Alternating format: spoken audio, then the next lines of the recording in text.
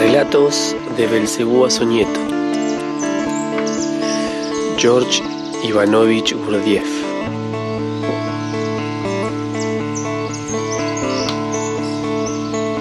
Capítulo 41. El derviche bocariano Hadji Asbaz Trov.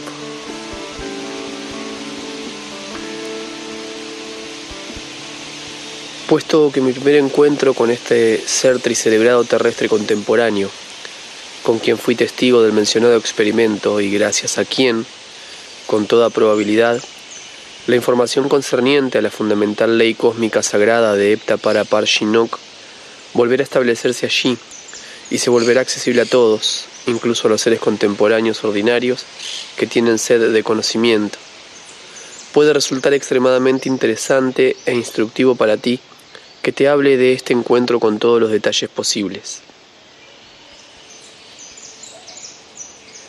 El primer encuentro entre nosotros tuvo lugar 3 años terrestres antes de mi partida definitiva de ese sistema solar.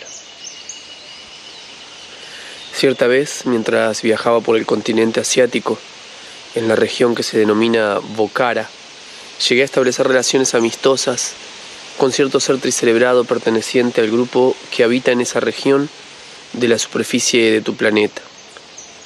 De profesión lo que se llama derviche, y cuyo nombre era Hadji Sephir Boga Edin. Era un típico representante de esos seres tricerebrados terrestres contemporáneos que tienen tendencia a entusiasmarse por los asuntos elevados, como dicen allí, y que siempre se automatizan para hablar de ellos, sin el menor conocimiento esencial, con cualquiera que encuentran, tanto en ocasiones oportunas como en las que no lo son. Y cada vez que nos encontrábamos, no hablaba de otra cosa que de estos asuntos. Cierto día comenzamos a hablar de la antigua ciencia china llamada Shat Chai Mernis. Esta ciencia no consiste más que en fragmentos de la totalidad antes mencionada de información verdadera referente a la sagrada ley de Epta-para-Par-Shinok, conocida por los grandes hermanos gemelos chinos y por otros antiguos científicos auténticos, y denominada entonces totalidad de la información verdadera acerca de la ley de no-naplicidad. Te he dicho ya que ciertos fragmentos de este conocimiento permanecieron intactos y pasaron de generación en generación a través de un número muy limitado de seres terrestres iniciados. Debo decirte ahora que si estos fragmentos, que por casualidad han permanecido intactos y continúan pasando de generación en generación por medio de este pequeño número de seres iniciados, no caen en manos de los científicos terrestres contemporáneos, los futuros seres tricerebrados de tu planeta podrán considerarse muy afortunados.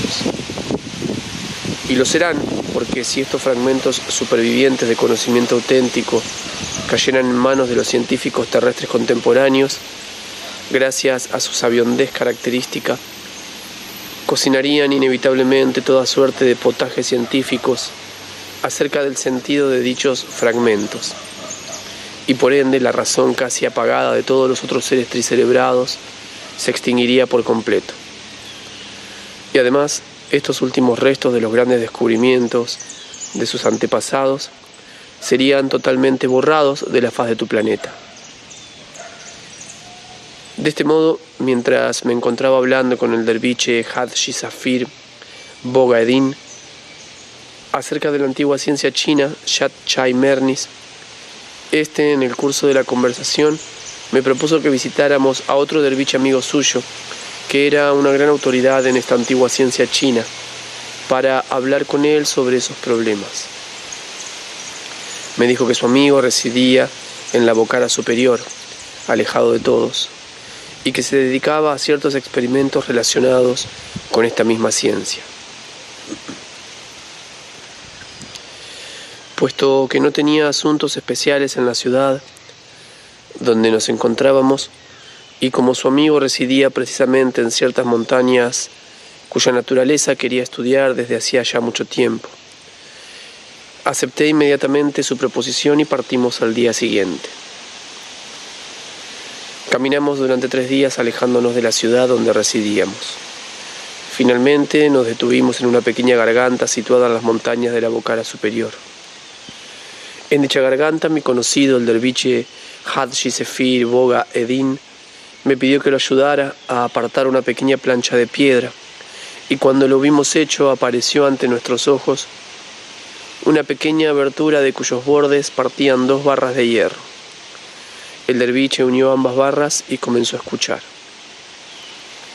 Al cabo de breves instantes, surgió de ellas un extraño sonido, y para mi sorpresa, Hadji Sefir Boga Eddin pronunció sobre la abertura algunas palabras en un lenguaje que me era desconocido.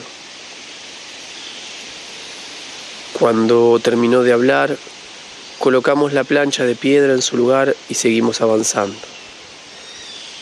Después de recorrer una distancia considerable, nos detuvimos frente a una roca, y Hadji Sefir Boga Eddin empezó a aguardar que ocurriera algo en un estado de gran tensión, cuando de pronto una enorme piedra se abrió y formó una entrada que conducía a una especie de cueva. Cuando penetramos en la caverna y avanzamos hacia el fondo, observé que nuestro camino estaba iluminado alternadamente por gas y electricidad.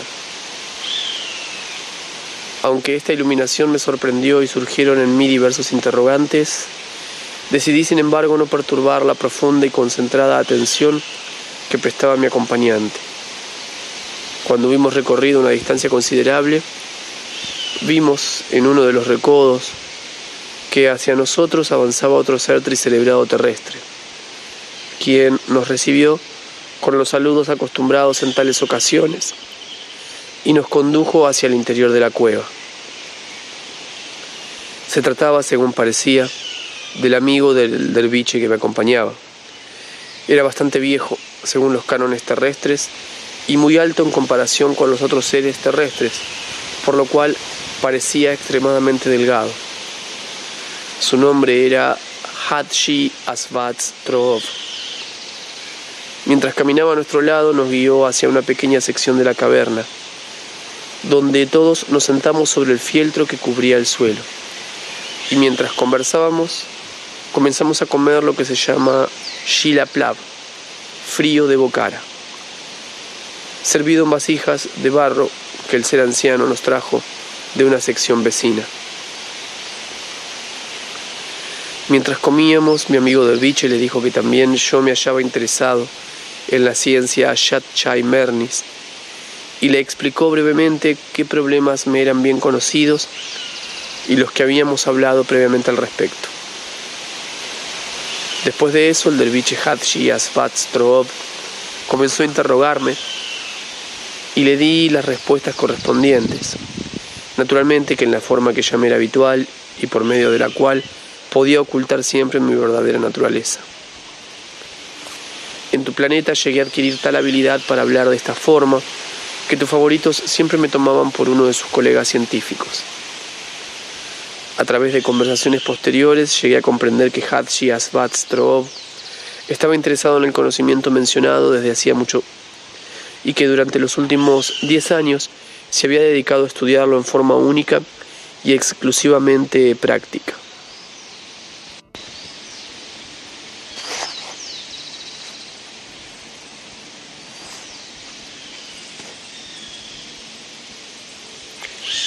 También supe que mediante estos estudios había logrado resultados que siempre creí inalcanzables para los seres tricelebrados terrestres. Cuando hube llegado a todas estas conclusiones, me sentí aún más sorprendido y quise saber cómo había ocurrido todo esto, porque sabía muy bien que este conocimiento había dejado de existir hacía ya mucho en la razón de los seres tricelebrados de la Tierra, y que este venerable Hadji no podía haberlo escuchado con tanta frecuencia como para que se formara gradualmente en él un interés por esta cuestión. E indudablemente, querido nieto, es ya una antigua característica de los seres tricerebrados que han despertado tu simpatía. Interesarse únicamente por lo que ven u oyen con frecuencia. Y cuando se interesan por algo, este interés ahoga en ellos todas las otras necesidades eserales y siempre les parece obvio que lo que les preocupa en el momento es precisamente aquello que hace que el mundo gire.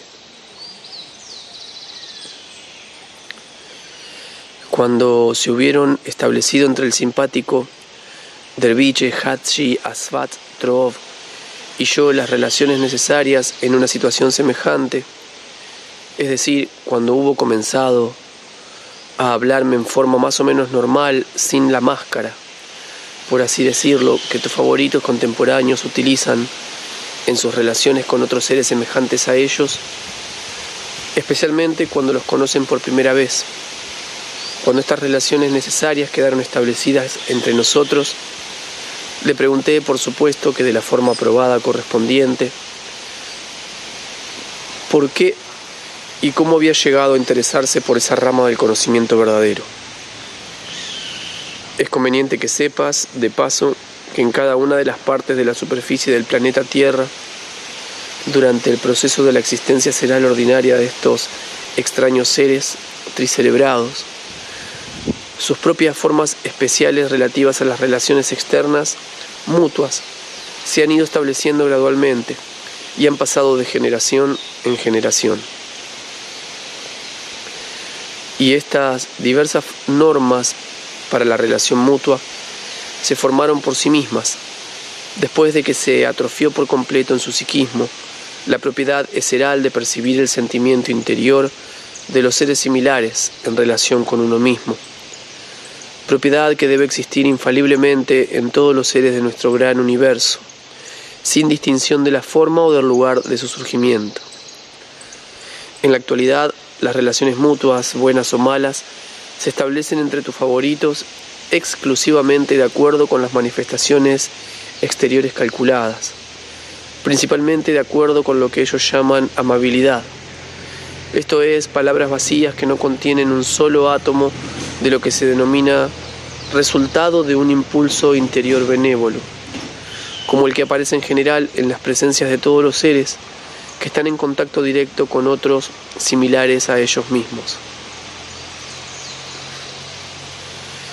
En la actualidad, sin embargo, un ser puede desear interiormente la felicidad de otro, pero si por alguna razón este ser que desea el bien ajeno debe expresarse ante otro con palabras que se consideran inadecuadas según la convención, se acabó todo.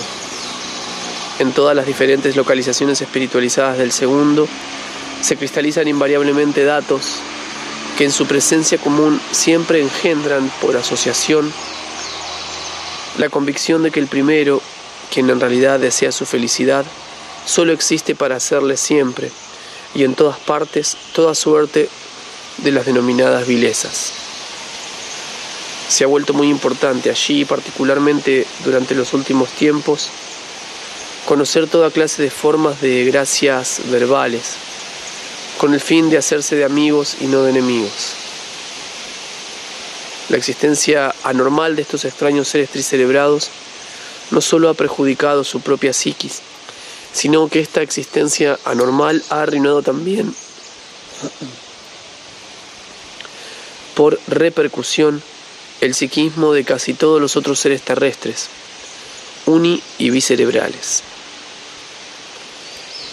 Los datos para engendrar el impulso seral interior ya mencionado no están formados aún en la presencia de ninguno de los seres uni y bicerebrados con los que esos extraños seres tricerebrados que han despenado tu interés tienen desde hace mucho tiempo frecuente contacto y relación.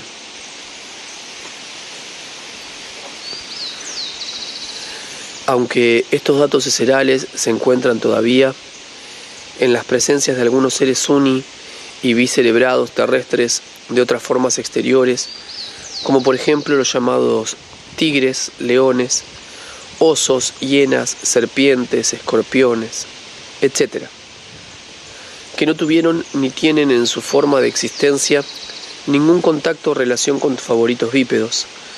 No obstante, se han formado ya en sus presencias comunes, gracias naturalmente a las circunstancias anormalmente establecidas de la existencia ordinaria de tus favoritos, una muy extraña y sumamente interesante particularidad, a saber que los seres enumerados, tigres, leones, osos, hienas, serpientes, escorpiones, etc.,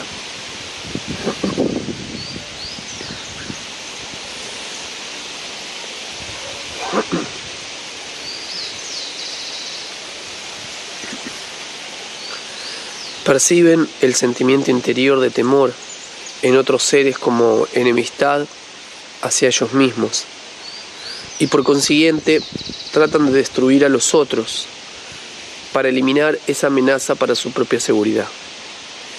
Y esto ocurrió así porque tus favoritos, gracias como siempre a las mismas circunstancias anormales de existencia, se han vuelto gradualmente cobardes, como ellos mismos dicen, de la cabeza a los pies, y porque al mismo tiempo ha sido inculcada en ellos con igual intensidad la necesidad de destruir la existencia ajena.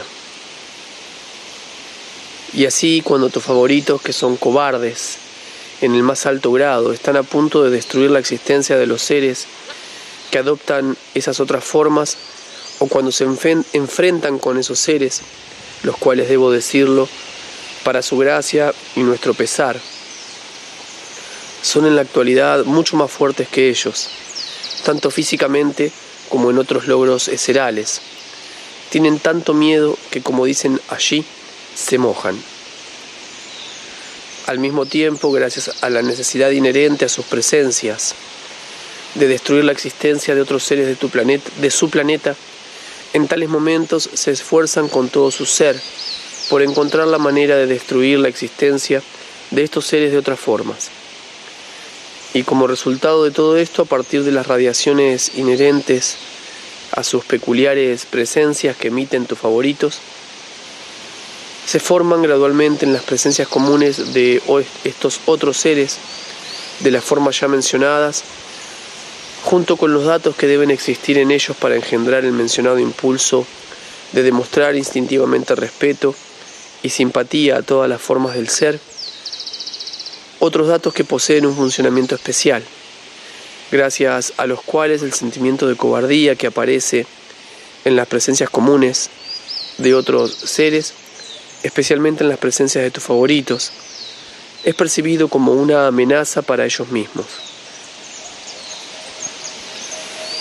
Ese es el motivo por el cual, siempre que estos seres terrestres suni y bicerebrados mencionados se enfrentan con tus favoritos, al tratar de escapar del peligro para su propia existencia, siempre se esfuerzan por destruir la existencia de estos favoritos tuyos.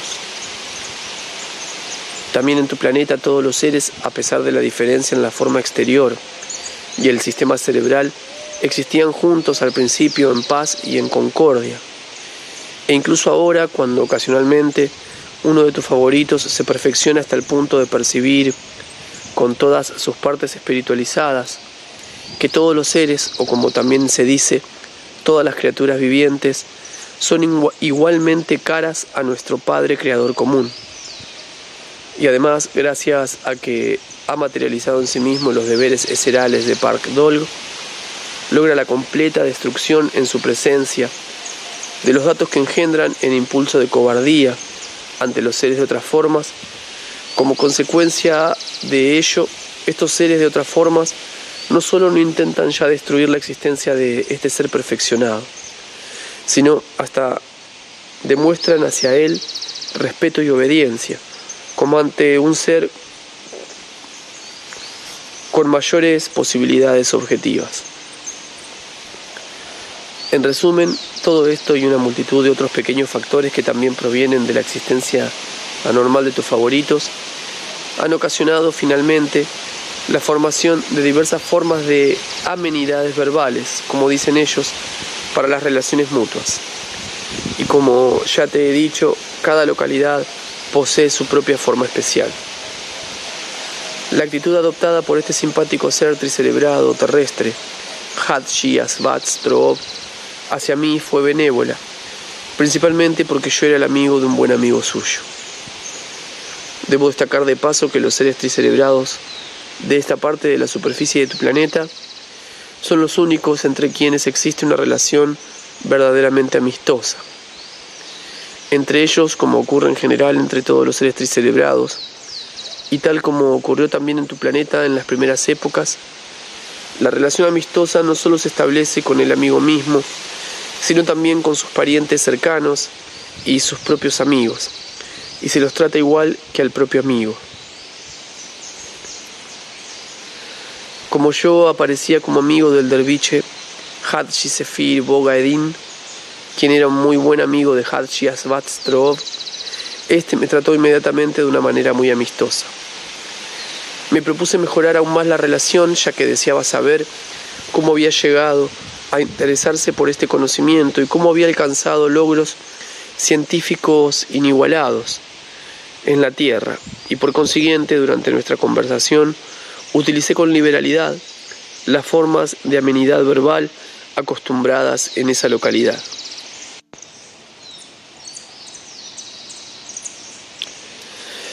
Cuando durante nuestra charla, que giró exclusivamente alrededor del conocimiento que ahora se denomina Satchai Merms, empezamos a hablar de la naturaleza y la significación de las vibraciones en general.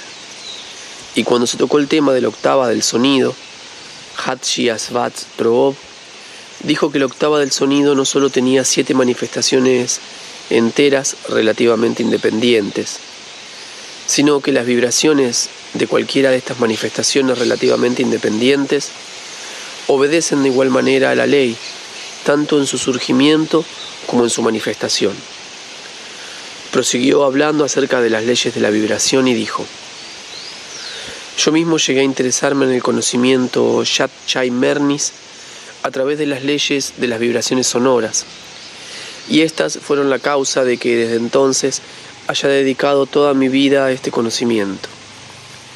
Y luego, después de meditar durante breves instantes, relató lo siguiente: debo deciros en primer lugar, amigos, que aunque fui un hombre sumamente rico antes de entrar en la hermandad de los derviches, era muy aficionado a trabajar en cierto oficio.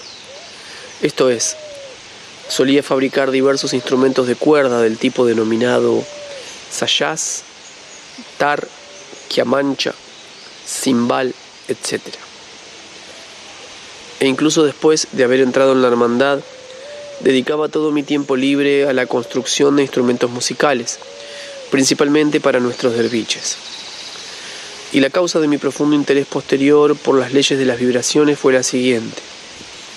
Cierta vez, el sheikh de nuestro monasterio me hizo llamar y me dijo: Hadji, en el monasterio donde fui un derviche ordinario, cada vez que nuestros derviches músicos tocaban las melodías de los cánticos sagrados durante ciertos misterios, todos nosotros experimentábamos siempre ante estas melodías de los cánticos sagrados las sensaciones particulares correspondientes al texto del cántico sagrado del caso. Pero aquí, durante mis prolongadas y cuidadosas observaciones, no he notado jamás ningún efecto particular producido por estos mismos cánticos sagrados sobre nuestros hermanos derviches. ¿Qué es lo que pasa? ¿Cuál es la causa? Descubrir esta causa se ha convertido recientemente en mi finalidad, y te he llamado para discutir el problema contigo, ya que como especialista aficionado, quizás puedas ayudarme a solucionar este problema que me interesa. Inmediatamente pasamos a considerar el problema desde todos los puntos de vista. Después de prolongadas deliberaciones, decidimos finalmente que la causa total residía probablemente en la naturaleza misma de las vibraciones de los sonidos, y llegamos a esta conclusión porque al intercambiar datos, descubrimos que en el monasterio donde nuestro sheikh había sido derviche ordinario, se utilizaban, además del tambor, instrumentos musicales de cuerdas, mientras que en nuestro monasterio estas mismas melodías sagradas se tocaban exclusivamente con instrumentos de viento. Por consiguiente, decidimos reemplazar inmediatamente todos los instrumentos de vientos de nuestro monasterio por otros de cuerdas, Pero entonces se nos presentó otro serio problema, a saber que sería imposible encontrar entre nuestros derviches el número necesario para utilizar dichos instrumentos. Entonces nuestro sheikh, después de meditar durante unos instantes, me dijo: Hadji, tú como especialista en instrumentos de cuerda, podrás quizá construir un instrumento de cuerdas en el que cualquier derviche, sin ser un especialista, pueda producir los sonidos de la melodía necesaria por medio de una acción mecánica, como por ejemplo golpeando, apretando, girando, etc. Esta proposición de nuestro sheikh me interesó enormemente, por lo que inmediatamente acepté con gran placer la tarea que me había sido encomendada. Después de esta decisión me puse en pie y tras recibir su bendición me dirigí a mi casa. Una vez allí me senté y medité seriamente durante largo tiempo, y el resultado de mis meditaciones fue que decidí construir un címbalo extraordinario y diseñar, con la ayuda de mi amigo el derviche Kerbalay Aziz Noaran, un mecanismo de pequeños martillos que al ser golpeados produjeran los sonidos correspondientes. Y esa misma noche fui a visitar a mi amigo, el derviche Kerbalay Aziz Noaran. Aunque este amigo mío era considerado por sus camaradas y conocido como un individuo bastante extraño, todos lo respetaban y estimaban, ya que era muy sensato e instruido, y hablaba con frecuencia de problemas tales que todos, les gustara o no, se veían obligados a meditar sobre ellos. Antes de ingresar en la hermandad había sido un verdadero profesional relojero, y también en el monasterio se dedicaba a su ocupación favorita cuando disponía del tiempo necesario. Mi amigo, el derviche Kerbalay Aziz Noaran, estaba muy entusiasmado desde hacía tiempo con cierta idea extravagante, pues estaba tratando de construir un reloj mecánico que marcara la hora muy exactamente sin la ayuda de ninguna clase de resorte. Él explicaba esta extravagante idea con la siguiente formulación breve y simple: nada en la tierra está absolutamente inmóvil, porque la tierra misma se mueve. Solo la gravedad es inmóvil en la tierra, y solo en la mitad del espacio ocupado por su volumen. Quiero obtener un equilibrio absoluto de los escapes del reloj, que sea tal que su movimiento, que debe provenir necesariamente del tiempo del movimiento de la tierra, se corresponda exactamente con el movimiento necesario de las agujas del reloj, y así sucesivamente. Cuando acudí a este extraño amigo mío,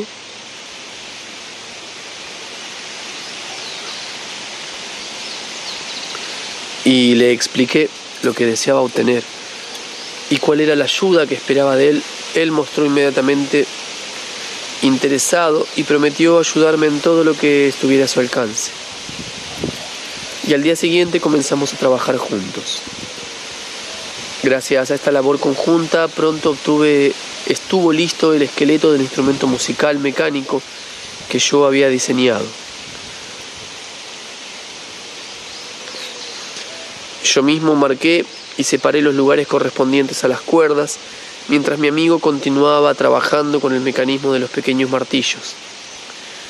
Y entonces, cuando había terminado de estirar las cuerdas y comenzado a afinarlas de la forma correspondiente, sucedió algo que despertó en mí ese interés que me movió a realizar experimentos concernientes a las leyes de las vibraciones, con los que he proseguido hasta el día de hoy.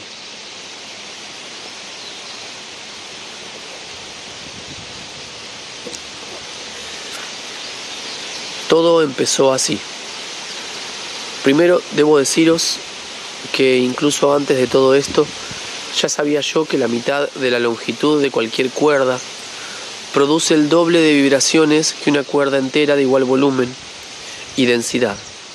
Y de acuerdo con este principio, coloqué en el címbalo los llamados puentes para las cuerdas y comencé entonces a afinarlas en la forma correspondiente a cierta antigua melodía sagrada, en sonidos de un octavo de tono.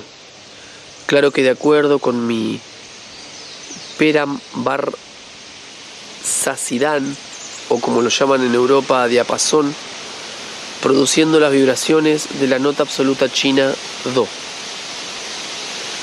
Fue mientras me dedicaba a esta afinación cuando comprobé claramente por primera vez que el principio de que el número de vibraciones de una cuerda es inversamente proporcional a su longitud no coincide siempre, sino solo algunas veces, con la obtención de la llamada consonancia armónica fusora. Y esta comprobación me interesó de tal modo que dediqué toda mi atención a la investigación de este problema y abandoné la construcción del címbalo. Aconteció entonces que mi amigo también se sintió profundamente interesado por el mismo asunto y juntos comenzamos a investigar este hecho que tanto nos había asombrado. Solo después de varios días, mi amigo y yo observamos que estábamos descuidando nuestra principal tarea y por consiguiente decidimos dedicar la mitad de nuestro tiempo a terminar el címbalo y la otra mitad a las mencionadas investigaciones. Y pronto logramos realizar ambas tareas de forma tal que ninguna perjudicaba a la otra. Al poco tiempo terminamos el címbalo que yo había diseñado. Nos pareció completamente satisfactorio y debo decir que resultó ser algo del tipo del nuevo órgano griego manual, pero de tamaño algo más grande y con sonidos de 1/4 de tono. Se ponía en marcha haciendo girar una palanca, con lo cual los pequeños martillos golpeaban las cuerdas correspondientes, y esta correspondencia se obtenía por medio de un estado de junquillos aplanados, en los cuales habíamos hecho mellas, en las que caían los extremos de los pequeños martillos, y hacían que vibraran las cuerdas correspondientes. Para cada una de las melodías sagradas preparamos un atado distinto de junquillos aplanados, que podíamos cambiar a voluntad según la melodía que deseáramos obtener. Cuando finalmente entregamos el original címbalo a nuestro sheikh y le hablamos de lo que más nos interesaba en ese momento, este no solo nos dio su bendición para que abandonáramos el monasterio durante un tiempo y nos dedicáramos a lo que nos interesaba, sino que puso a nuestra disposición una importante suma de dinero procedente de las reservas acumuladas en el monasterio. Entonces nos trasladamos aquí y comenzamos a vivir lejos de la gente y fuera de nuestra hermandad. Vivimos aquí todo el tiempo en completa paz y concordia, hasta hace muy poco, que perdí para siempre a mi inolvidable e irreemplazable amigo. Y lo perdí en las siguientes circunstancias lamentables. Hace varias semanas mi amigo partió en dirección a los bancos del río Amudaria con el propósito de adquirir en la ciudad X diversos materiales e instrumentos.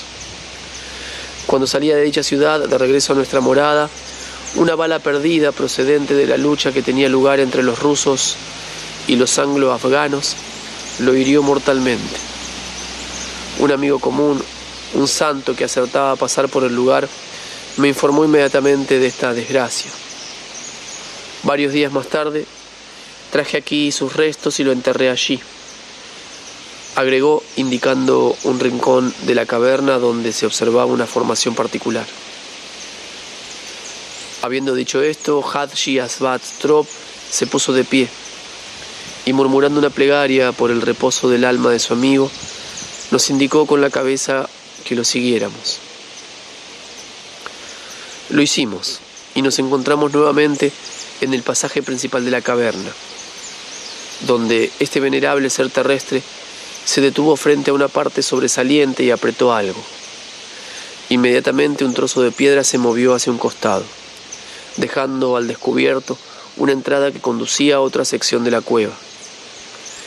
Esta nueva sección, además de la forma que le había dado la propia naturaleza, estaba artificialmente construida de una forma tan original, de acuerdo con la razón de tus favoritos contemporáneos, que quisiera describírtela con la mayor cantidad posible de detalles. Las paredes de esta sección, el cielo raso e incluso el suelo estaban cubiertos por varias capas de grueso fieltro.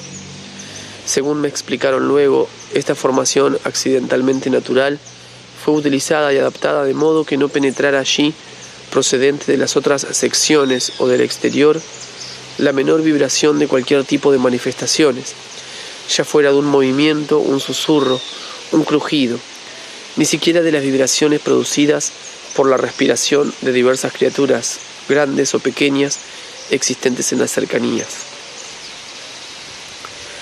En este insólito interior había varios aparatos experimentales de extrañas formas, y entre ellos un espécimen del instrumento productor de sonido que traje de la superficie de tu planeta, el tipo de instrumento productor de sonido terrestre contemporáneo que tus favoritos llaman piano de cola.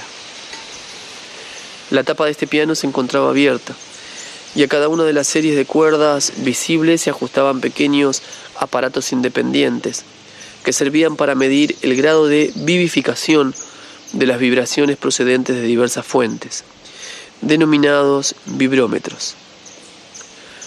Cuando observé el enorme número de estos vibrómetros, el impulso cerebral del asombro aumentó en mi presencia común, con una intensidad como la que expresa nuestro mulá Nasruddin con las siguientes palabras: el límite de la completa saciedad está a punto de explotar.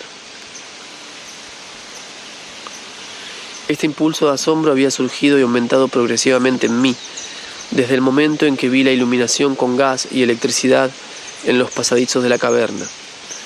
Ya entonces me había preguntado cómo era posible que todo eso se encontrara allí.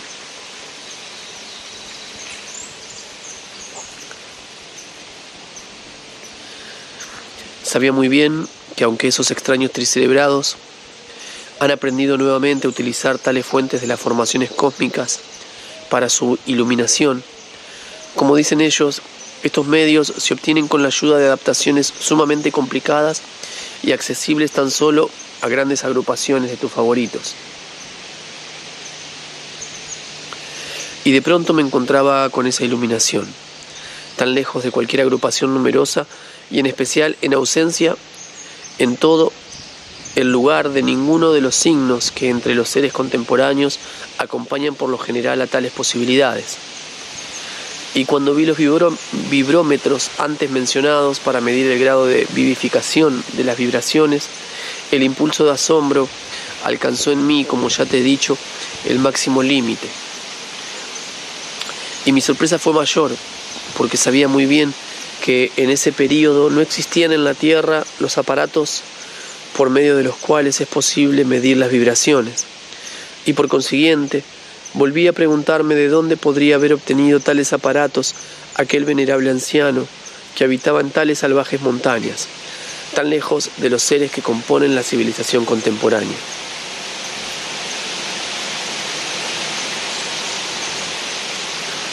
A pesar de mi intenso interés, no me aventuré a pedir entonces una explicación al venerable Hadji Asvatstrop, y no me aventuré a hacerlo porque temía que una pregunta tan dispar cambiara el curso de la conversación que había iniciado y de la cual esperaba obtener la elucidación del principal problema que me preocupaba.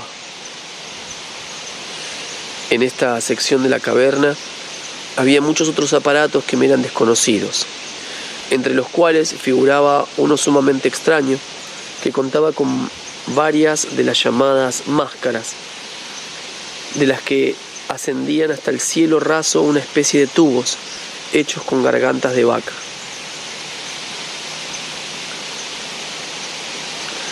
A través de estos tubos, según aprendí más tarde, pasaba el aire exterior necesario para la respiración de los seres presentes durante los experimentos, ya que el interior estaba herméticamente cerrado por todos los costados. Los seres que se encontraban presentes durante los experimentos se colocaban sobre el rostro las máscaras que se veían en el extraño aparato. Cuando estuvimos todos sentados en el suelo de la mencionada sección de la caverna, el venerable Hadji Asvatstrop dijo, entre otras cosas, que durante el periodo de sus investigaciones, él y su amigo, el derviche Karbalay Aziz Nuaran, habían tenido también ocasión de estudiar a fondo todas las teorías acerca de las vibraciones propuestas por serios científicos terrestres. Dijo: estudiamos la teoría asiria del gran Malmanash y la teoría árabe del famoso Selneheh Abbas, y la griega del filósofo Pitágoras, y naturalmente todas las teorías chinas. Y construimos estos aparatos que son exactamente similares a los que utilizaron todos esos antiguos sabios para sus experimentos. Y agregamos además otro aparato que es ahora el más importante para mis experimentos. Con este aparato, Pitágoras realizó sus experimentos y lo denominó monocorde. Pero ahora lo he modificado y lo llamo bibrollo. Después de decir esto, apretó algo que se encontraba en el suelo, mientras que con la otra mano señalaba un aparato de extraña forma que allí se hallaba, y añadió que se trataba del monocorde modificado. El aparato que nos indicaba consistía en una tabla de 2 metros cuya mitad anterior estaba dividida en secciones llamadas nódulos, como el cuello del instrumento productor de sonido llamado guitarra, y sobre ella se extendía una única cuerda.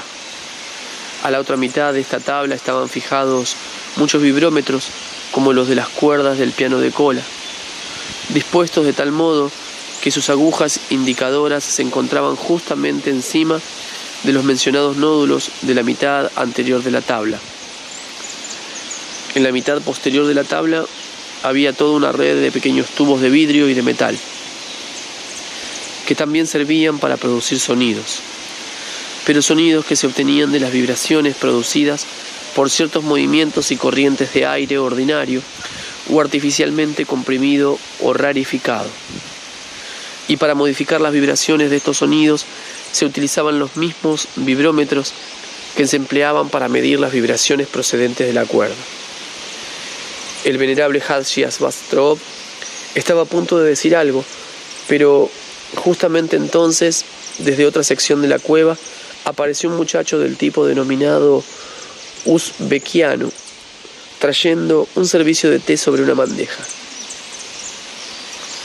Cuando el muchacho hubo colocado la bandeja frente a nosotros y se hubo marchado, el venerable Hadji comenzó a verter el té en las tazas y, dirigiéndose jovialmente a nosotros, pronunció la siguiente frase, utilizada en esa localidad para tales ocasiones: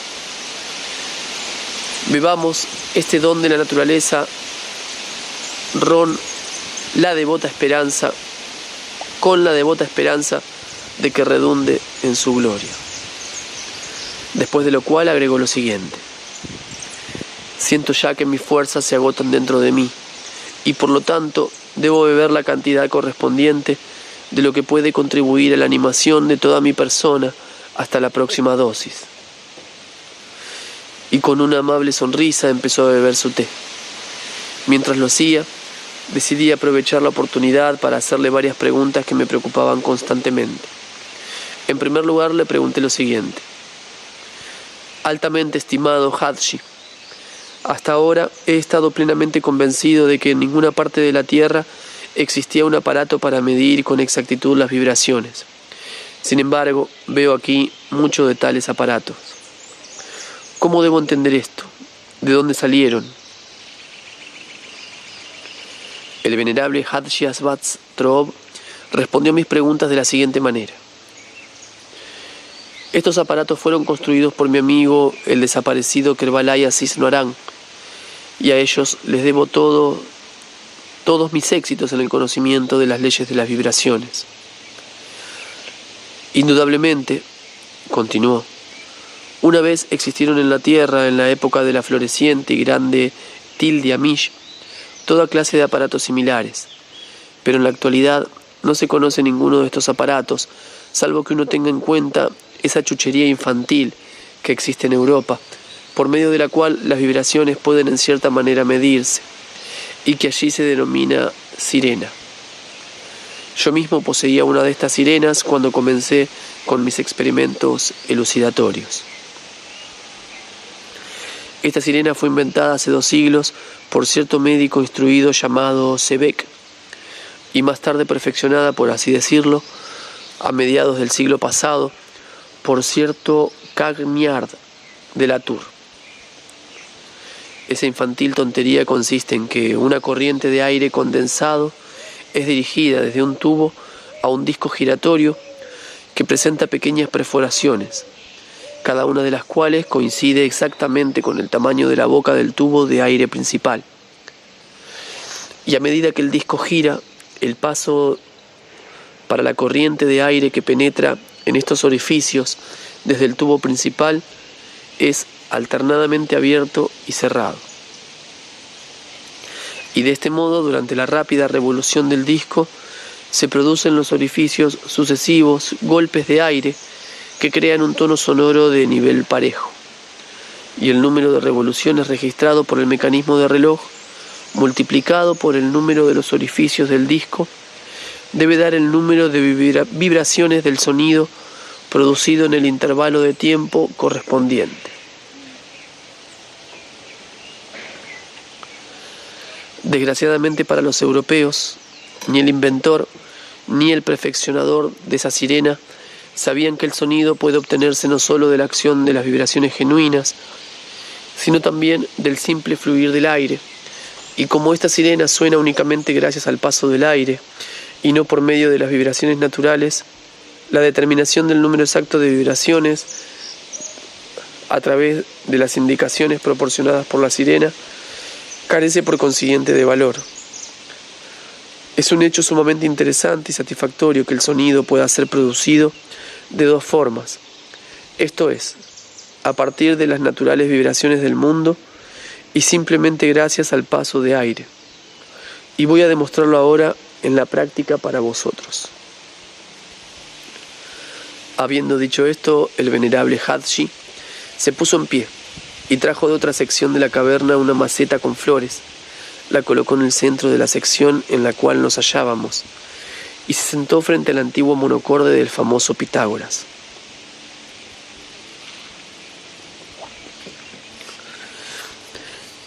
Se volvió hacia nosotros y dijo: ahora produciré con estos tubos combinados solo 5 tonos diferentes de sonido. Y os ruego que observéis atentamente esta maceta y os fijéis en sus flores y observéis durante cuánto tiempo produzco estos sonidos, y también que recordéis los números indicados por las agujas de los vibrómetros para estos sonidos.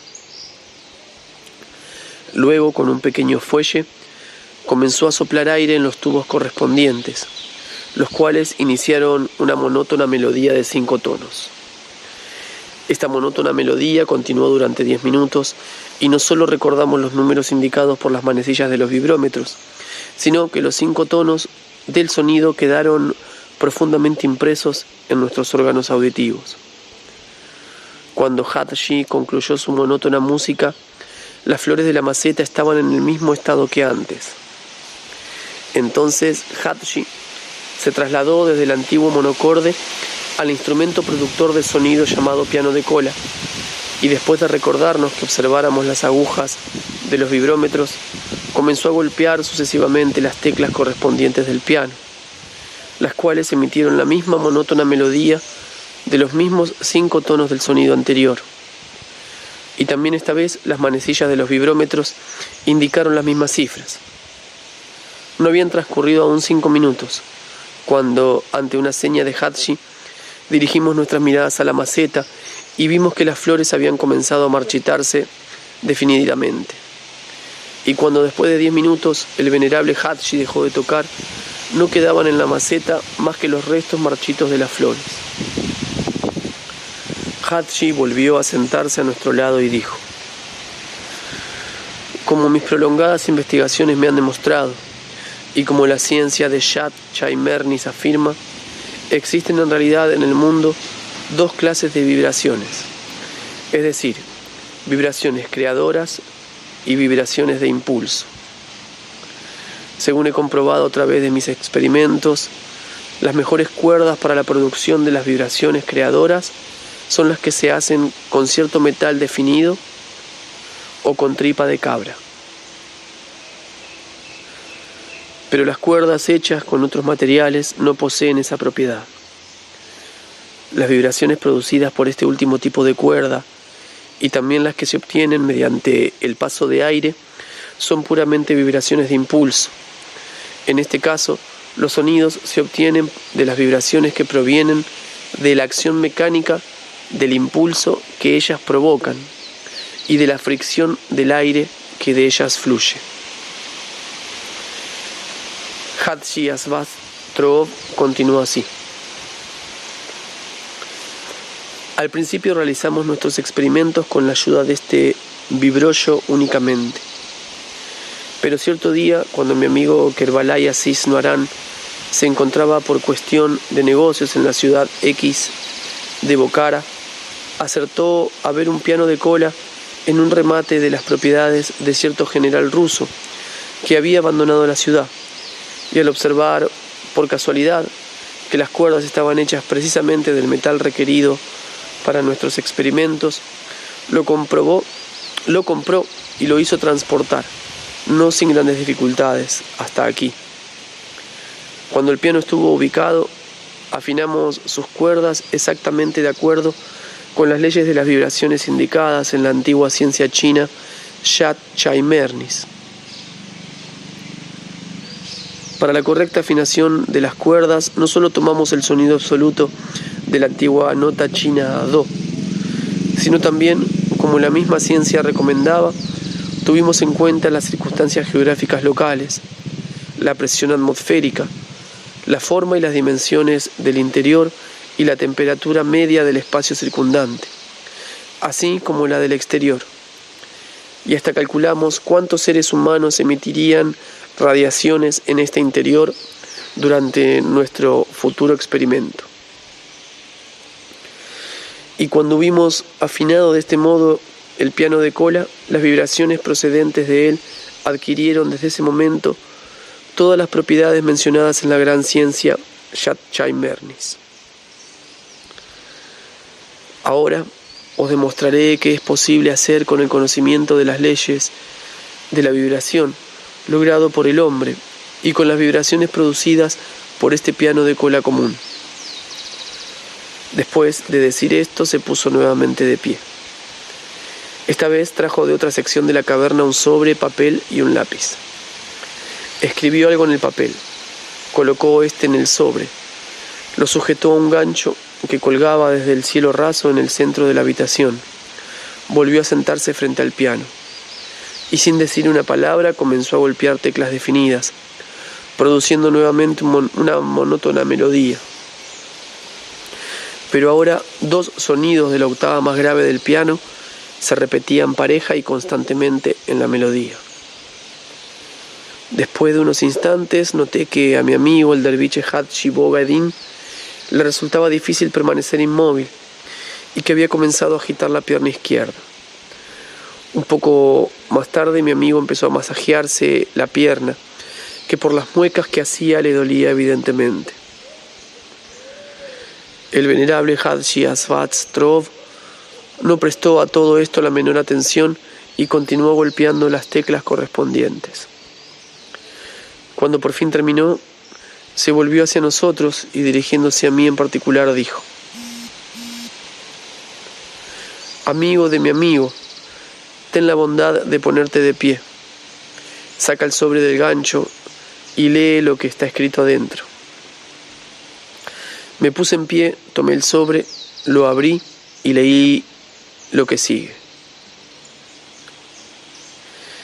En cada uno de vosotros se formará, debido a las vibraciones procedentes del piano de cola, un furúnculo en la pierna izquierda, 1 pulgada por debajo de la rodilla y media pulgada a la izquierda de la mitad de la pierna. Cuando terminé de leer lo que antecede, el venerable Hadji nos pidió que dejáramos al descubierto los lugares indicados de nuestras respectivas piernas izquierdas.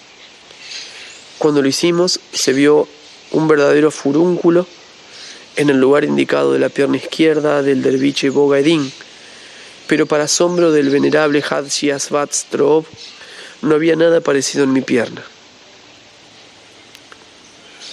Cuando Hadji Asvat Troov se convenció de ello, saltó inmediatamente de su asiento, como si fuera un hombre joven, y gritó con excitación: «¡No puede ser!», y comenzó a mirar fijamente mi pierna izquierda con ojos como los de un loco. Pasaron casi 5 minutos sin que nadie hablara. Debo confesar que por primera vez en ese planeta no sabía qué hacer y no pude encontrar rápidamente una forma de solucionar la situación que se había creado. Por fin Hadshi se acercó a mí y se disponía a hablar cuando, a causa de su agitación, comenzaron a temblarle las piernas violentamente y tuvo que sentarse en el suelo, al tiempo que me hacía señas para que me sentara a su lado. Y cuando estuvimos los dos sentados, me contempló con ojos tristísimos y me habló de la siguiente manera: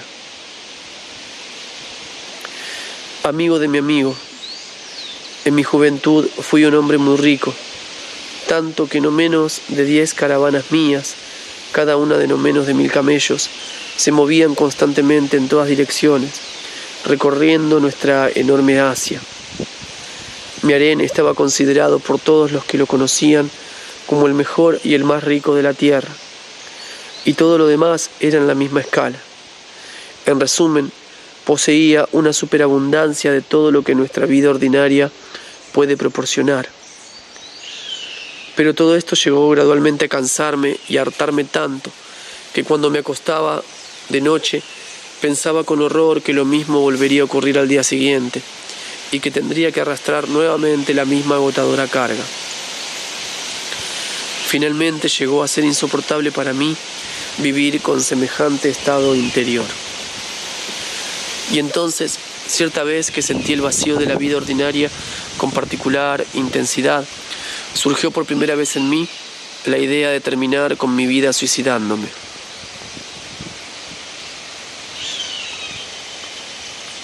Durante varios días pensé con absoluta sangre fría y decidí categóricamente hacerlo. La última noche, cuando entré en la habitación donde pensaba materializar mi decisión, recordé de pronto que no había visto por última vez a la que era la mitad de la causa de la creación y de la formación de mi vida. Es decir, recordé a mi propia madre, que entonces aún vivía, y este recuerdo hizo que todo cambiara en mi interior. Cuando la recordé, tuve la imagen de mi propia madre anciana, desesperada en su absoluta soledad, suspirando resignada y sufriendo inconsolablemente. Y todo esto provocó en mí tal pena por ella que los sollozos comenzaron a ahogarme. Y fue precisamente entonces cuando supe con todo mi ser lo que mi madre significaba para mí y qué inextinguible amor sentía por ella. Desde ese momento mi madre se convirtió para mí en la fuente de mi vida. Y cada vez que recordaba su querido rostro, me sentía animado por una nueva fuerza y se renovaba en mí el deseo de vivir y de hacerlo todo para que su vida transcurriera agradablemente. Así continuaron las cosas durante 10 años hasta que una implacable enfermedad la apartó de mi lado y volví a quedarme solo. Después de su muerte, mi vacío interior comenzó nuevamente a agobiarme cada vez más. En este momento de su relato, cuando la mirada del venerable Hadshi-Svatstrov acertó a detenerse en el derviche Boga-Edin, aquel se puso de pie apresuradamente y dijo: mi querido amigo, en nombre de nuestra amistad, perdona a un anciano que se ha olvidado de poner fin a tu dolor, causado por las maléficas vibraciones del piano de cola. Hadshi se sentó frente al piano y comenzó a golpear las teclas. Esta vez produjo los sonidos de 2 notas únicamente, una perteneciente a las octavas agudas del piano y la otra a las graves, siempre de forma alternada, y mientras lo hacía, dijo casi gritando: ahora, gracias a las vibraciones engendradas por medio de los sonidos del piano, que esta vez son portadoras del bien, cesará el dolor de mi fiel y viejo amigo. Y en verdad, no habían transcurrido aún 5 minutos cuando el rostro del derviche Boga-Edin se aclaró y no quedó la menor señal del enorme y horrible furúnculo que hasta ese momento adornaba su pierna.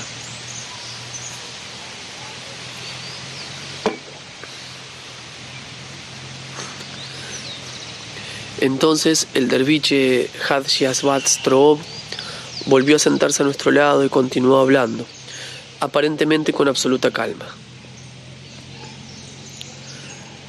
4 días después de la muerte de mi madre me encontraba sentado en mi habitación, pensando con desesperación qué sería de mí. Justamente entonces, en la calle que corría debajo de mi ventana, un derviche errante comenzó a entonar sus cánticos sagrados. Miré por la ventana y viendo que el derviche era anciano y su rostro benévolo, decidí pedirle su consejo y envié a mi sirviente para que lo invitara a entrar. Cuando lo tuve ante mí, después de los saludos acostumbrados, nos sentamos en el mindari y le hablé de mi estado anímico sin ocultarle nada.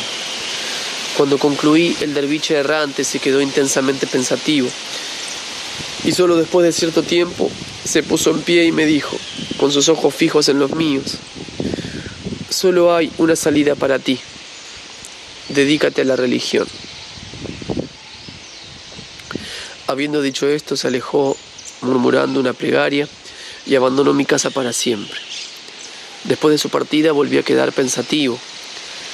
Esta vez el resultado de mis meditaciones fue que decidí irrevocablemente ingresar ese mismo día en alguna hermandad de derviches, pero no en mi país nativo, sino en algún lugar apartado.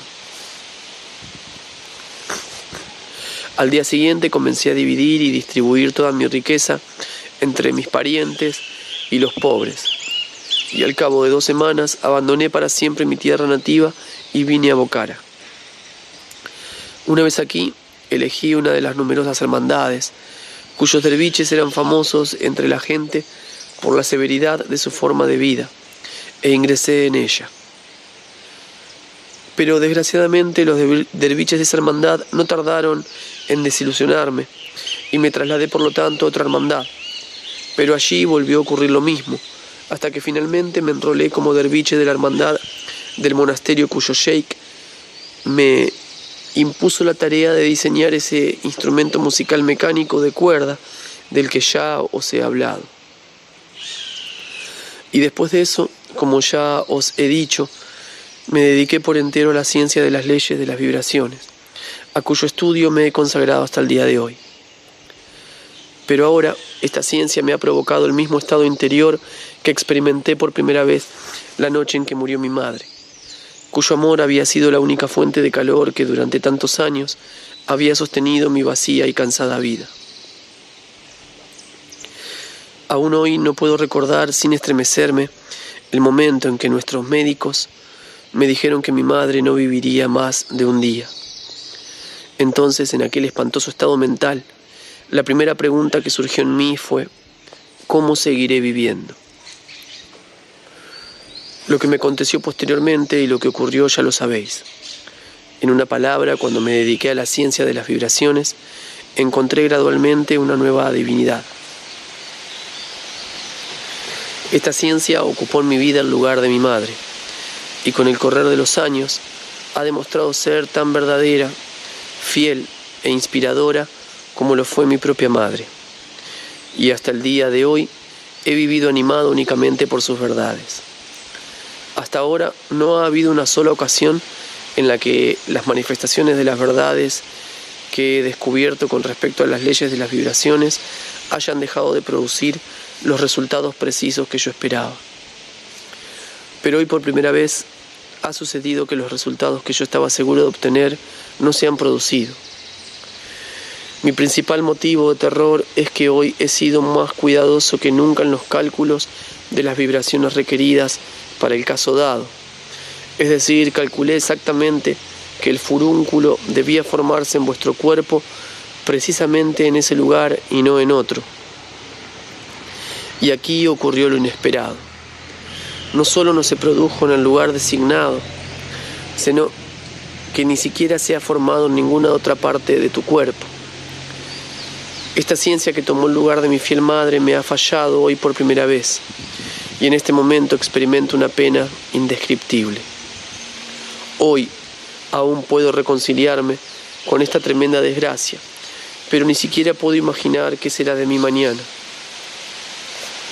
Y si hoy todavía puedo reconciliarme, es solo porque recuerdo muy bien las palabras de nuestro antiguo gran profeta y si no ora, quien dijo que un individuo no es responsable de sus manifestaciones solo cuando está en agonía. Es evidente que mi ciencia, mi divinidad, mi segunda madre, también está agonizando, puesto que hoy me ha traicionado. Y sé muy bien que la muerte siempre sigue a la agonía. Y tú, querido amigo de mi amigo, te has convenido involuntariamente en uno de esos médicos que mientras mi madre agonizaba me anunciaron que no viviría otro día más. Tú eres hoy para mí el portador de la noticia de que esta nueva fuente de vida se extinguirá también mañana. Los mismos terribles sentimientos y sensaciones que experimenté entonces, desde el momento en que nuestros médicos me anunciaron la inminente muerte de mi madre, se repiten ahora en mí. Así como entonces, en medio de esos terribles sentimientos y sensaciones, tenía aún la esperanza de que quizás ella no moriría. También en este momento alienta en mí algo parecido de esperanza. Y bien, amigo de mi amigo, ahora que conoces mi estado anímico, te pregunto seriamente, ¿puedes explicarme qué fuerza sobrenatural intervino en esto e hizo que el furúnculo que debía haberse formado infaliblemente en tu pierna no apareciera? Puesto que hace ya mucho tiempo la fe de que eso ocurriera infaliblemente se formó en mí con la solidez de una roca tocloniana, y es tan firme e inconmovible, porque durante casi 40 años, día y noche, he estudiado con perseverancia estas grandes leyes de las vibraciones del mundo, hasta que la comprensión de su significado y su materialización se han convertido, por así decirlo, en una parte de mi ser. Cuando terminó de hablar, este venerable anciano, quizás el último gran sabio de la tierra, me miró a los ojos con una expresión plena de expectación. Puedes imaginar, querido niño, mi situación en ese momento. ¿Qué podía responderle? Por segunda vez en ese mismo día, no podía, a causa de ese ser terrestre, resolver el problema que se me planteaba. Esta vez intervenía en ese estado tan desacostumbrado en mí. Mi Iknapar Eseral, o como dicen tus favoritos, piedad, por aquel ser tricerebrado terrestre, principalmente porque yo era el causante de su sufrimiento. Y esto ocurría porque tuve clara conciencia de que si le decía unas pocas palabras, no solo se calmaría, sino que gracias a ellas llegaría a comprender que el hecho de que no se formara ningún forúnculo en mi pierna izquierda demostraba aún más la verdad y la precisión de su adorada ciencia. Yo tenía plenos derechos morales a decirle la verdad acerca de mí mismo, porque por sus logros era ya Kalma Nuyor, esto es, un ser tricerebrado terrestre con quien lo alto no nos prohíbe ser francos. Pero no podía hacerlo en ese momento, ya que también se encontraba allí presente el derviche Hadji Bogadim, quien era aún un ser tricerebrado terrestre ordinario, a quienes un antiguo juramento impedía a los seres de nuestra tribu comunicar ninguna información verdadera. Esta prohibición sobre los seres de nuestra tribu se hizo, según parece, muy por iniciativa del muy santo Ashiata Shemash. Y se hizo principalmente porque es necesario que los seres tricerebrados de tu planeta posean conocimiento eseral. Cualquier información, aunque verdadera, solo proporciona a los seres en general un conocimiento mental. Y este conocimiento mental, como ya te dije una vez, solo sirve a los seres como un medio para disminuir sus posibilidades de adquirir el conocimiento eseral. Y puesto que el único medio que resta a estos infortunados seres tricerebrados de tu planeta para su completa liberación de las consecuencias de las propiedades del órgano Kundabuffer es precisamente este conocimiento eseral. Nos fue impartida bajo juramento esa orden concerniente a los seres de la tierra. Por eso, muchacho, decidí entonces no explicar a este digno sabio terrestre Hadji Asbatz el verdadero motivo de su fracaso delante del derviche Bogaidín. Pero como ambos derviches esperaban mi respuesta, tenía que decirles algo, y por consiguiente, dirigiéndome a Hadji Asvatstrov, le dije lo siguiente: Venerable Hadji Asvatstrov, si accedes a recibir mi respuesta un poco más tarde, te juro por la causa de mi surgimiento que te responderé algo que ha de satisfacerte. Te convencerás no solo de que tu amada ciencia es la más verdadera de todas las ciencias, sino también de que desde los grandes científicos, los santos Choon Kiltés y Choon Tropel, tú eres el más grande científico de la Tierra. Ante estas palabras, el venerable derviche Hadji Asvatstrov se limitó a colocar su mano derecha sobre el lugar donde está ubicado el corazón en los seres terrestres, y en aquel lugar ese gesto significa: creo y confío sin ninguna duda. Entonces, como si nada hubiera ocurrido, se volvió hacia el derviche Bogaidín y comenzó a hablar acerca de la ciencia Shat Chai Mernis. Con el propósito de borrar del todo el recuerdo de la desagradable situación anterior, volví a hablarle y, señalando un nicho de la caverna de donde colgaban muchas cintas de seda coloreada, le pregunté: Muy estimable Hadji, ¿qué es eso que cuelga de ese nicho? Replicó que esos materiales de colores se utilizaban también para sus experimentos sobre las vibraciones, y agregó: Recientemente he logrado averiguar qué colores y hasta qué punto actúan maléficamente sobre la gente y los animales por medio de sus vibraciones. Si lo deseáis, os mostraré también este experimento altamente interesante.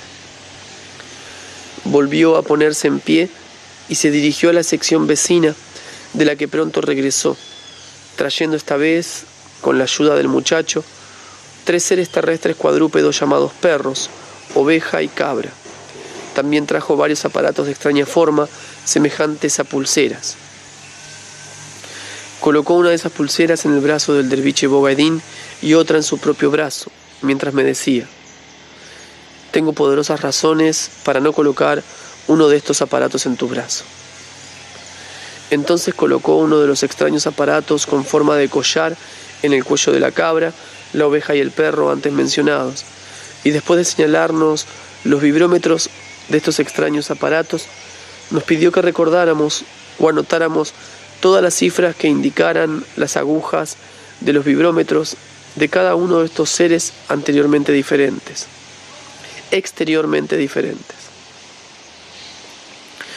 Observamos las cifras de los 5 vibrómetros y las escribimos en las hojas de un cuaderno que nos entregó el muchacho.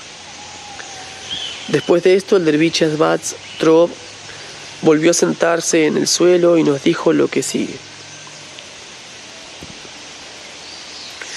Cada forma de vida posee su propio total de vibraciones que le es propio, el cual representa la totalidad de las vibraciones engendradas por los diversos órganos definidos de la forma de vida de que se trate. Y este total varía en diferentes momentos en cada forma de vida, y depende de la intensidad con que estas vibraciones causadas de diversas maneras sean transformadas por las fuentes u órganos correspondientes. Ahora bien, todas estas vibraciones heterogéneas y producidas de diversas maneras se funden dentro de los límites de la vida total en el llamado acorde de las vibraciones, subjetivo y general de la vida dada. Tomemos como ejemplo a mi amigo Bogaidín y a mí mismo. Como veis, y mostrándome las cifras del vibrómetro que tenía adosado el brazo, continuó: en general tengo tantas vibraciones y mi amigo Bogaidín tantas más. Esto ocurre porque él es mucho más joven que yo, y en general sus órganos funcionan con mayor intensidad que los míos, y las vibraciones correspondientes en él resultan así más intensas que las mías. Mirad las cifras en los vibrómetros del perro, la oveja y la cabra. La suma total de las vibraciones del perro es 3 veces mayor que la de la oveja y la mitad que la de la cabra. En lo que respecta al número de vibraciones de su acorde general de vibraciones, este perro tiene algo menos que yo mismo y que mi amigo. Debo señalar que entre los hombres, especialmente los hombres de tiempos recientes, encontraríamos muchos que no poseen en el acorde subjetivo de las vibraciones de su presencia común un número tan elevado de vibraciones como el que aparece en la presencia de este perro. Esto ocurre porque en la mayoría de estos seres que acabo de mencionar, una función, por ejemplo, la función de la emoción, que materializa la mayor cantidad de vibraciones subjetivas, está ya casi completamente atrofiada y por consiguiente la suma total de sus vibraciones resulta ser menor que en este perro. Habiendo dicho esto, el venerable Hatshepsut se puso nuevamente en pie y se dirigió hacia el nicho donde se encontraban los materiales de diferentes colores. Comenzó a desenrollar dichos materiales que consistían en la llamada seda de Bocara, color por color, y con cada una de las piezas de distinto color cubrió por medio de unos enrolladores especialmente construidos no solo las paredes y el cielo raso, sino también el suelo de aquella sección de la caverna, debido a lo cual parecía como si todo el interior estuviera tapizado con el material del color dado. Y vimos como cada uno de los materiales coloreados modificaba el número de vibraciones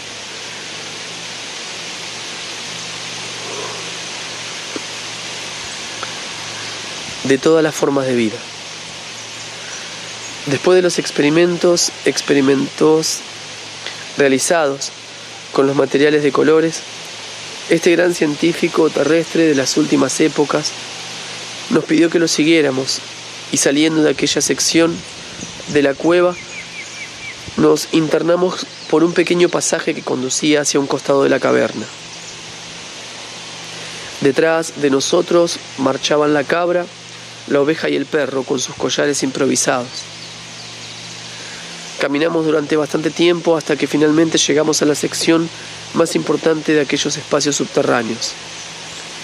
Allí, el venerable derviche Hatshepsut se dirigió hacia uno de los nichos de aquella enorme sección subterránea y señalando una gran pila de algún material de color sumamente extraño dijo: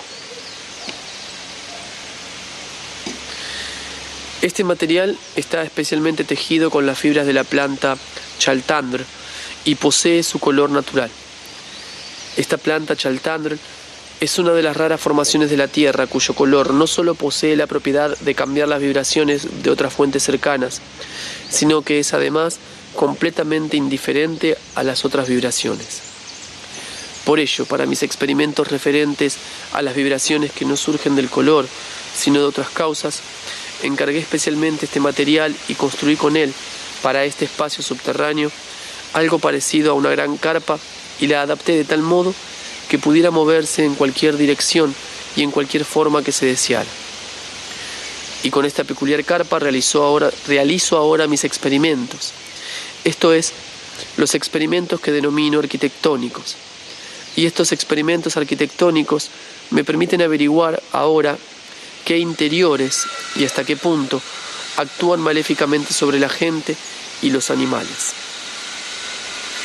Estos experimentos arquitectónicos ya me han convencido plenamente de que no solo el tamaño y la forma interior general de un lugar tienen una enorme influencia sobre la gente y los animales, sino que también todas las curvas y ángulos salientes y brechas interiores y muchas otras cosas que provocan un cambio en las vibraciones que se producen en la atmósfera del lugar contribuyen siempre a modificar, para mejor o para peor, las vibraciones subjetivas de las personas y los animales presentes.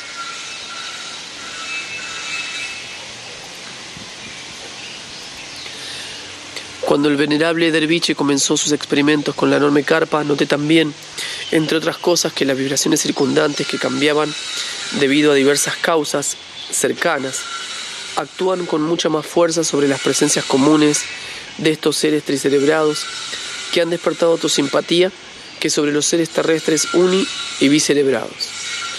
Esto ocurre evidentemente como consecuencia de las circunstancias anormales internas y externas de su existencia cerebral ordinaria. Después de estos experimentos arquitectónicos, nos condujo a otras pequeñas secciones donde también nos mostró muchos otros experimentos, de los cuales resultaba evidente cuáles eran las vibraciones causadas de diversas maneras que actúan sobre los acordes subjetivos de vibraciones de tus favoritos y de qué forma. Durante estos experimentos también se indicaban los resultados producidos por las vibraciones causadas por las radiaciones de otros seres terrestres de diversos tipos, tanto tricerebrados como uni- y bicerebrados, y también las vibraciones engendradas por sus voces y por muchas otras acciones causales. El venerable Derviche nos mostró y nos explicó, entre otras cosas, varios experimentos demostrativos de la acción maléfica que ejercen sobre los seres terrestres contemporáneos las causas que ellos mismos producen intencionalmente, en especial en las últimas épocas, en grandes cantidades. Esto es lo que ellos denominan obras de arte. Entre estas últimas figuraban estatuas, pinturas y naturalmente su famosa música. A través de todos los experimentos realizados por este sabio, resultaba evidente que las vibraciones más dañinas para los seres tricerebrados contemporáneos del planeta Tierra, sin embargo, son las que se forman en ellos a causa de los llamados remedios médicos. Permanecí 4 días en el dominio subterráneo de aquel ser verdaderamente instruido, al cabo de los cuales regresé en compañía del derviche Bogaedín a la ciudad de Bocara, de la cual habíamos partido, y así concluyó mi primer encuentro con él. Durante esos 4 días prosiguió mostrándonos y explicándonos mucho más referente a las leyes de las vibraciones. Pero lo que personalmente me resultó más interesante fue su última explicación acerca de cómo y por qué había iluminación a gas y electricidad en aquel salvaje y remoto lugar, apartado de cualquier agrupación de seres terrestres contemporáneos. Durante su explicación, mientras elucidaba cierto hecho, este extraordinariamente simpático ser tricerebrado terrestre no pudo evitar que sinceras lágrimas corrieran por sus mejillas, lo cual me conmovió tan profundamente que ni aún ahora puedo olvidarlo.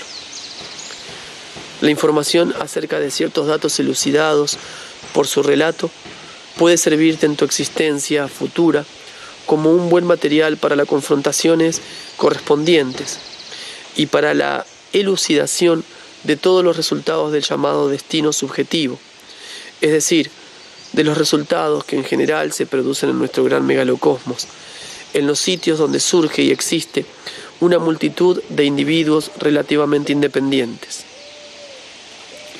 Ocurre frecuentemente que mientras existen en comunidad, el destino de cualquier individuo aislado en el proceso de su existencia personal resulta ser para él personalmente totalmente injusto, mientras que para todos los demás que existen con él, de este mismo destino se obtienen, en el sentido objetivo, muchos frutos justos.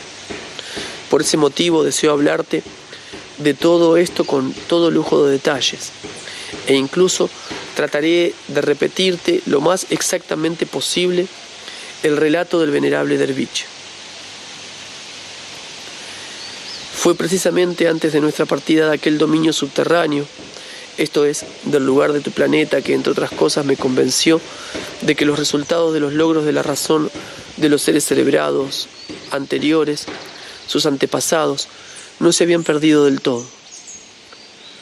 Aún así, las generaciones posteriores de los seres de ese extraño planeta dejan de transmutar en sí mismos las verdades cósmicas descubiertas por sus antepasados. Y aunque las verdades que ya han descubierto no han progresado, como ocurre en otras partes a causa de su existencia eseral anormal, están concentradas automáticamente, no obstante, en ese extraño reino subterráneo de tu planeta, aguardando una mayor elaboración y perfección a mano de los seres tricerebrados futuros. Y así, cuando le pregunté acerca de los métodos de la iluminación en su reino subterráneo, me respondió: la causa del origen de estas dos clases de iluminación son absolutamente distintas y cada una de ellas tiene su propia historia.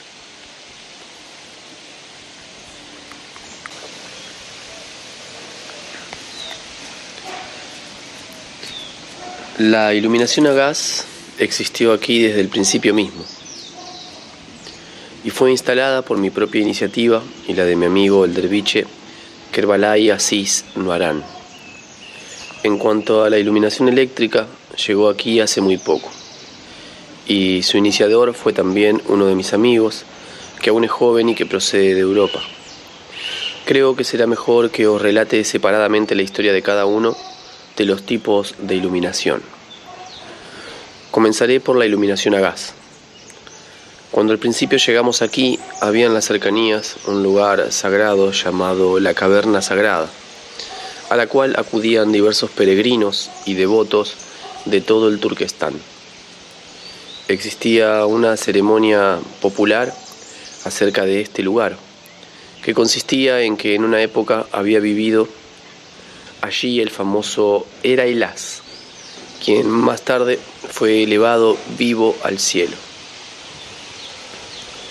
También se decía que había sido conducido vivo al cielo tan inesperadamente que ni siquiera había tenido tiempo de apagar el fuego que ardía en el interior de la caverna. Esta última creencia estaba muy sustentada en el hecho de que en dicha cueva ardía en efecto un fuego eterno. Y bien, pues amigo de mi amigo, como ni yo ni mi amigo el derviche Kerbalay Aziz Nuaran podíamos creer en la veracidad de esta creencia popular, decidimos averiguar la verdadera causa de ese peculiar fenómeno. Puesto que disponíamos en aquel entonces de suficientes posibilidades materiales y contábamos con las condiciones necesarias para la investigación de este fenómeno, sin ningún obstáculo, comenzamos a buscar la causa de su surgimiento. Resultó que no lejos de la caverna corría un arroyo subterráneo que lavaba un medio compuesto de minerales, cuya acción total sobre el agua producía la separación de un gas inflamable que lograba penetrar en la caverna a través de grietas del terreno.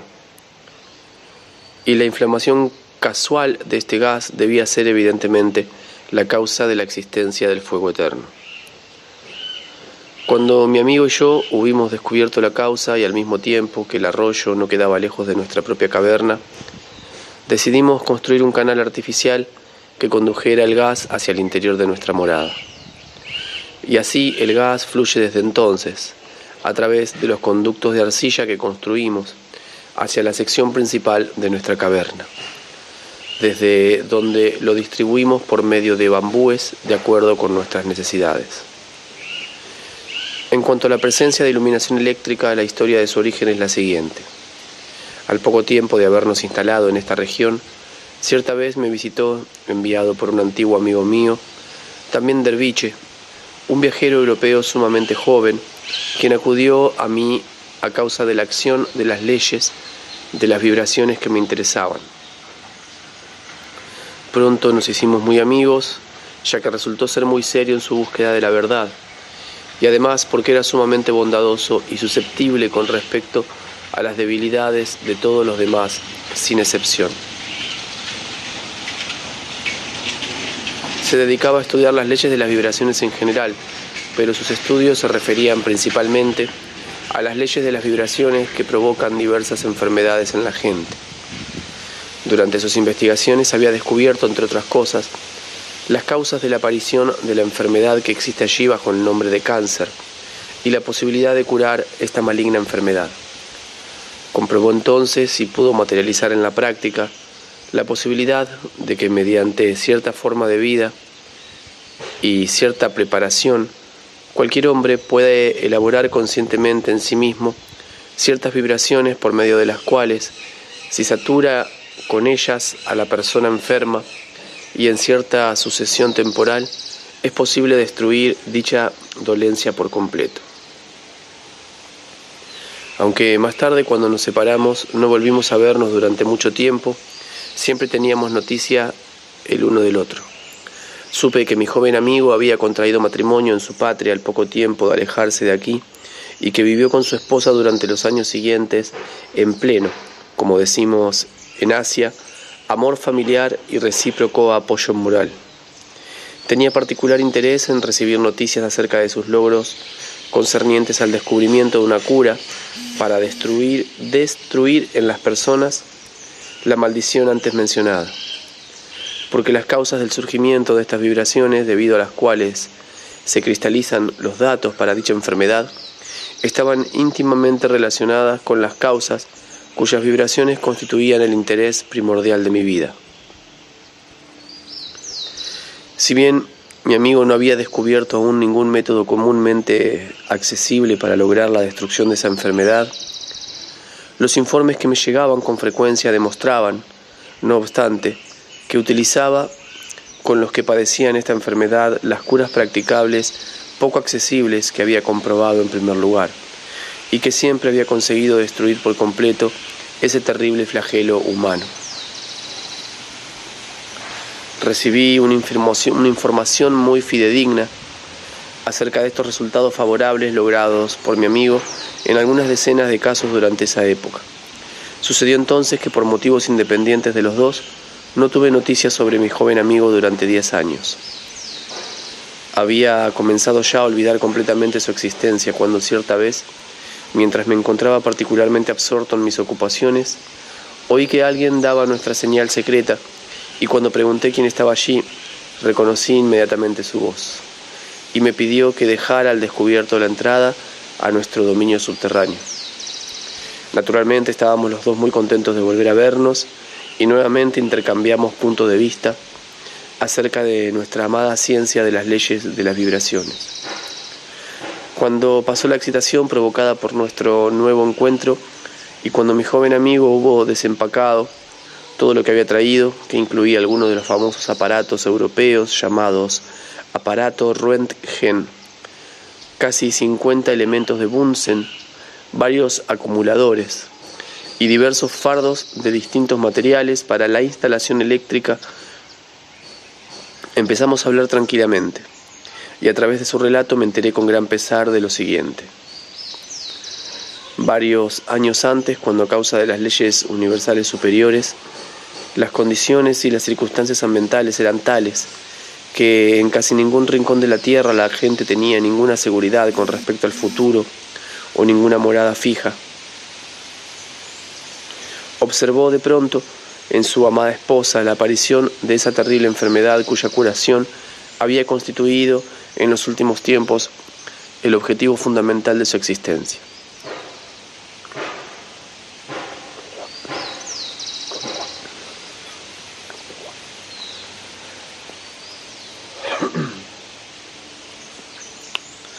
Se sintió especialmente horrorizado porque en vista de las circunstancias ambientales carecía de toda posibilidad de emplear la cura que había descubierto y que únicamente él podía llevar a cabo.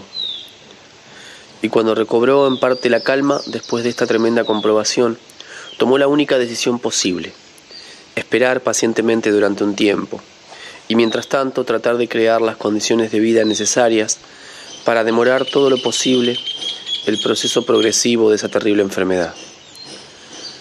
Transcurrieron más de 2 años, durante los cuales las condiciones ambientales mejoraron, y mi joven amigo contó con la posibilidad de prepararse por fin para utilizar el método contra la espantosa enfermedad que solo él conocía.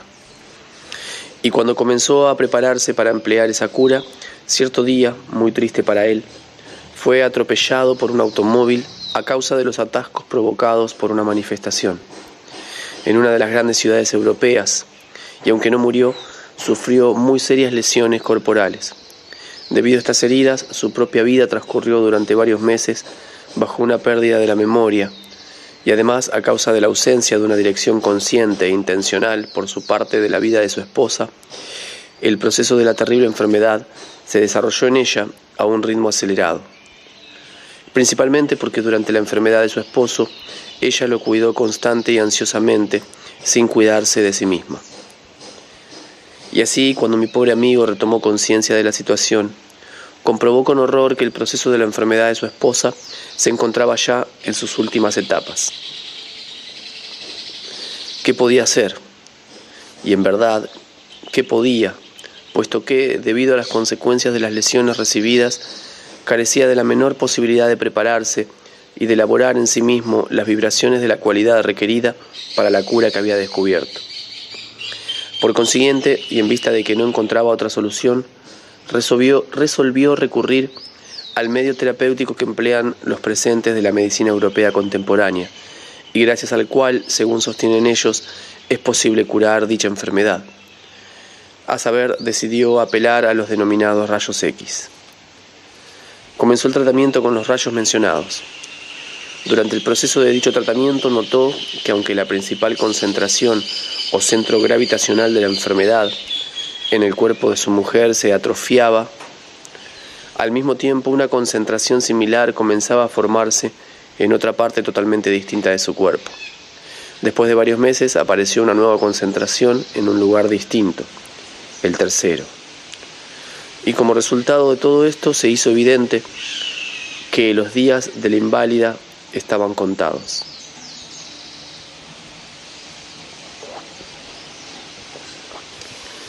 Después de comprobar esto con horror, mi joven amigo decidió dejar de lado toda la sabiondez de la medicina europea contemporánea y sin ninguna consideración por su propio estado comenzó a elaborar en sí mismo las vibraciones necesarias y a saturar con ellas el cuerpo de su esposa.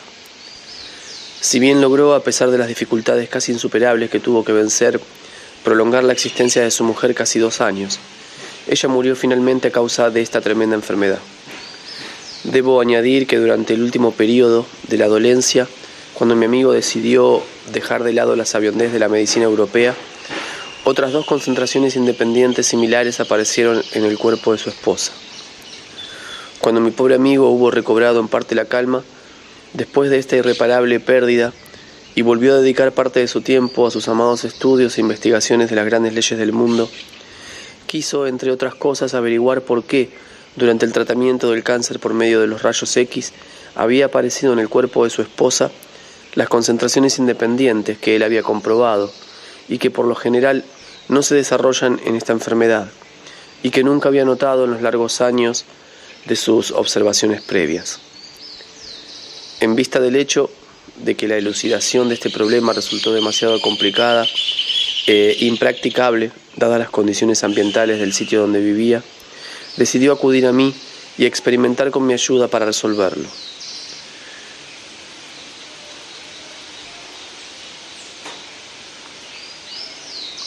Y fue por eso, por lo que trajo consigo todos los materiales necesarios para estos experimentos elucidatorios. Al día siguiente puse a su disposición una de las secciones de mi dominio subterráneo y varias de las llamadas cabras salcamorskianas y todo lo que podía necesitar para sus experimentos elucidatorios. Entre otros preparativos, mi amigo instaló con la ayuda de los elementos de Bunsen el aparato Röntgen. Y 3 días después de su llegada, comenzó aquello que habría de constituir la causa de la presencia de iluminación eléctrica permanente en nuestras cavernas. Y comenzó del siguiente modo. Mientras realizábamos ciertos experimentos por medio de mis vibrómetros, calculando las vibraciones de la corriente eléctrica que produce los rayos X en el aparato de Röntgen, observamos que el número de vibraciones de la corriente eléctrica obtenida por medio de los elementos de Bunsen disminuía o aumentaba continuamente. Y como el número de vibraciones en cierto periodo de tiempo era sumamente importante para nuestras investigaciones durante el paso de corriente eléctrica, comprendimos claramente que ese tipo de corriente eléctrica era absolutamente inútil para las elucidaciones requeridas. Esta comprobación nos desalentó mucho y deprimió a mi joven amigo, quien interrumpió inmediatamente los experimentos que había comenzado y se puso a meditar.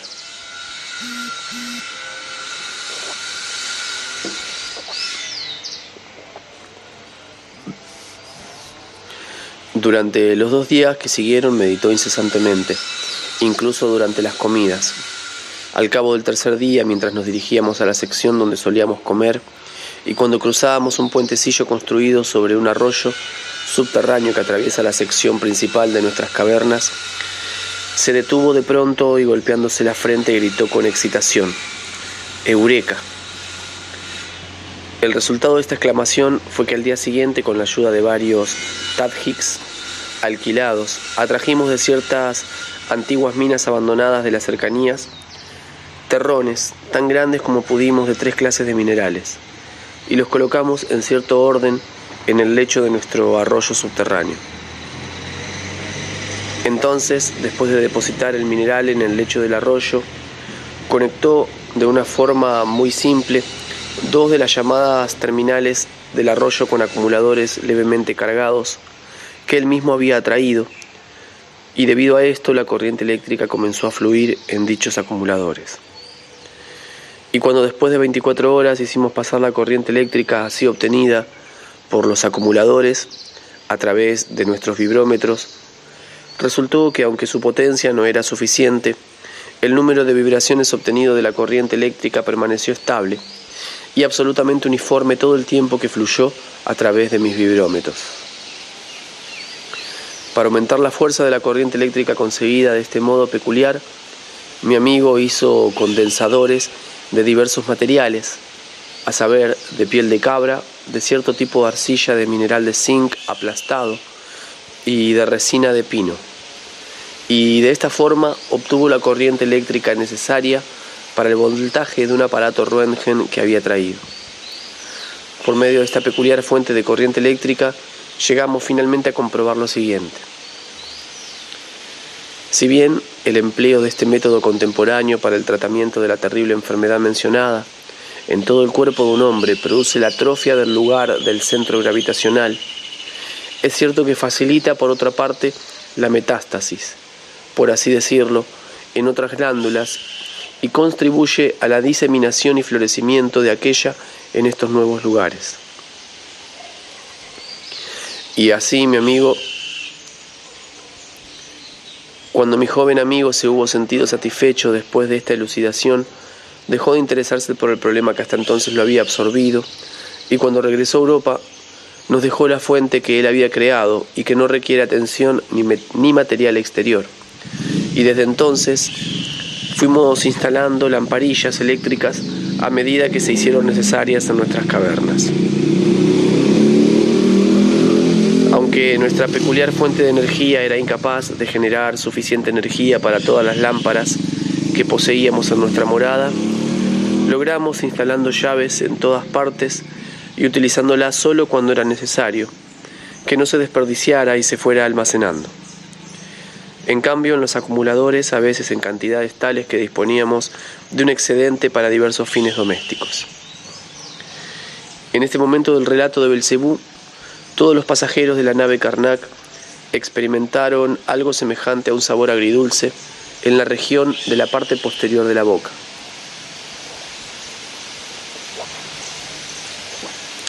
Esto significaba que la nave Karnak se estaba aproximando a algún planeta, esto es, a una parada imprevista.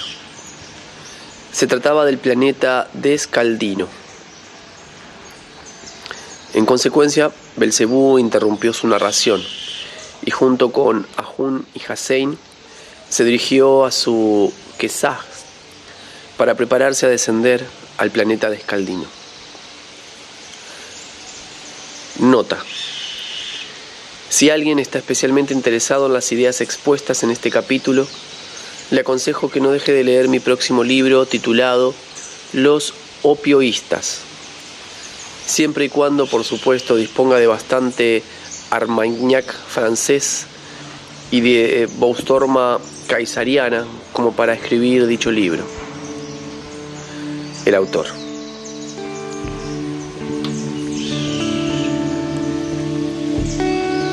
Fin del capítulo 41.